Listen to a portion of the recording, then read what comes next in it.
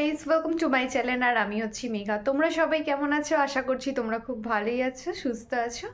আজ ব্লগটা খুব স্পেশাল হতে চলেছে। একটা নতুন ব্লগে তোমাদের সকলকে জানাই স্বাগতম। তো তোমরা পুরো ব্লগটা কন্টিনিউ দেখো, স্কিপ না করে। খুবই ইন্টারেস্টিং হতে চলেছে। আমি কোথায় যাচ্ছি, কি করছি, আজকে পুরো ব্লগটা তোমাদের সাথে শেয়ার করবো। তো লেটস গো। মা আর আমি এখানে খুবই তাড়াতাড়ি করে রেডি হচ্ছিলাম, কারণ বেরোতে অনেকটাই লেট হয়ে গেছিলো। সেই কারণে এখানে আমি মায়ের জন্য বেরিয়ে ওয়েট করছিলাম। তারপর আমরা সকলে বেরিয়ে পড়লাম গন্তব্যস্থলে।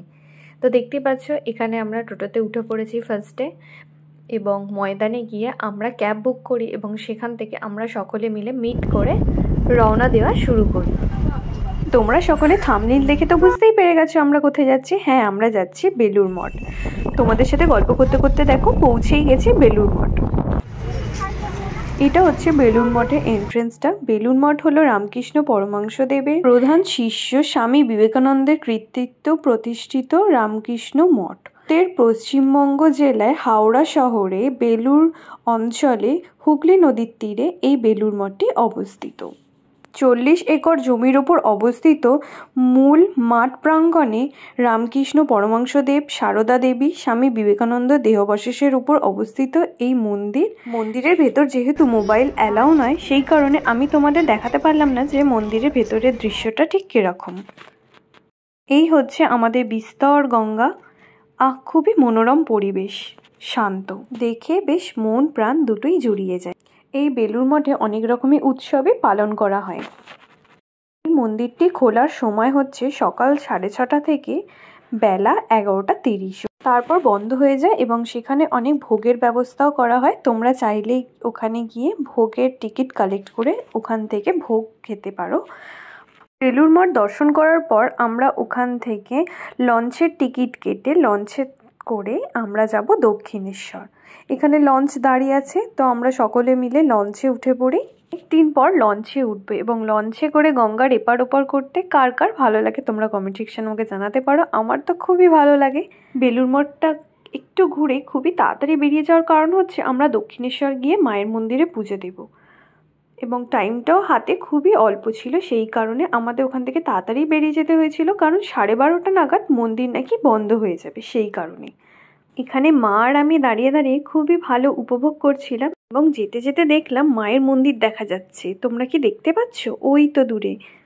এবং ব্রিজের তলা দিয়ে এই দৃশ্যটা দেখতে অপূর্ব সুন্দর ভিউ এনজয় করতে করতে আমরা পৌঁছে গেলাম দক্ষিণেশ্বর মন্দির। দেখা যাচ্ছে মায়ের সেই মন্দির।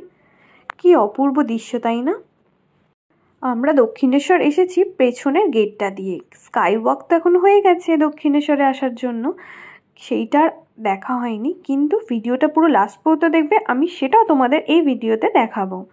আমি আগেও এসেছি দক্ষিণেশ্বরে, কিন্তু তখন স্কাই ওয়াকটা রেডি হয়নি। তোমরা দেখো এখানে আশেপাশে কত দোকান, এবং সেই দোকানে মায়ের সমস্ত জিনিস পাওয়া যায়।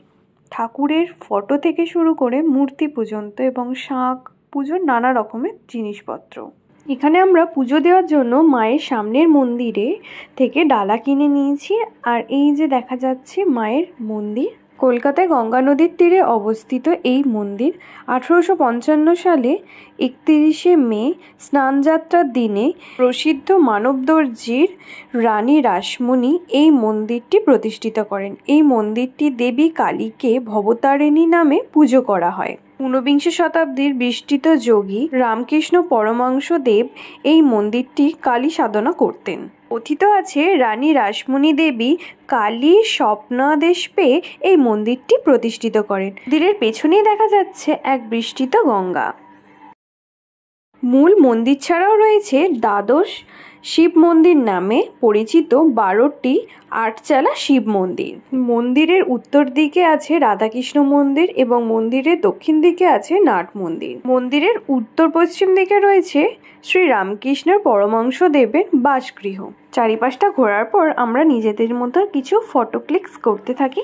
মন্দিরের নিয়ম অনুসারে মূল মন্দিরে প্রবেশ করার সময় আমাদের ফোন এবং আমাদের কাছে যেই ব্যাগ থাকবে সেটা নিয়ে প্রবেশ করা যাবে না এবং সেখানেই জমা দিয়ে প্রবেশ করতে হবে। খিদে পাওয়ার কারণে আমরা ওখানে টিফিন খেয়ে নিই এবং তারপর আমরা চলে যাই মার্কেটে এবং ওখানের মার্কেটটা তোমরা দেখতেই পাচ্ছ, অনেক কিছু বিক্রি হচ্ছে ভেতরে। আমি এই মার্কেট থেকে কি কি পারচেস করেছি সেটা না তোমাদের বাড়িতে গিয়েই দেখাবো। মায়ের কাছে পুজো দেওয়ার পর আমরা আবার বাড়ি ফিরি এবং বাড়িতে ফেরার আগে স্কাই ওয়াকটা তোমাদের দেখিয়ে দিই। এই দেখো, এটা নতুন হয়েছে, প্রায় অনেক বছরই হয়ে গেল স্কাই ওয়াকটা, কিন্তু আমার যাওয়া এই প্রথম। বিস্তর এই স্কাই ওয়াক, কত লোকজনের ভিড় তোমরা দেখতেই পাচ্ছ এবং স্কাই ওয়াকের পাশে পাশে কাউন্টারগুলো 1, 2, 3 এবং এক একটা করে দোকান আছে। এই দোকানে সমস্ত রকমের ভগবানের পূজনীয় জিনিস বিক্রি হচ্ছে। স্কাই ওয়াকটা থেকে হেঁটে যেতে বেশ ভালোই লাগছিল। তারপর আমরা অবশেষে অটো করে আসি বেলুড়ে এবং বেলুড় থেকে আসি ক্যাবে, কারণ ক্যাব পুরো ডাইরেক্ট বুক নিচ্ছিল না, সেই কারণে।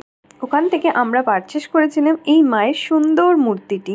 তোমরা দেখো কত সুন্দর মাকে দেখতে, মায়ের এই ভবতারিণী রূপটি। এবং আমার ভাই এইটাও পারচেস করেছে, একটা ছোট্ট কালী মা। এই ভিডিওটি কেমন লাগলো তোমরা অবশ্যই কমেন্ট সেকশনে জানাবে। Thanks for watching my video. Please like, share and subscribe to my channel.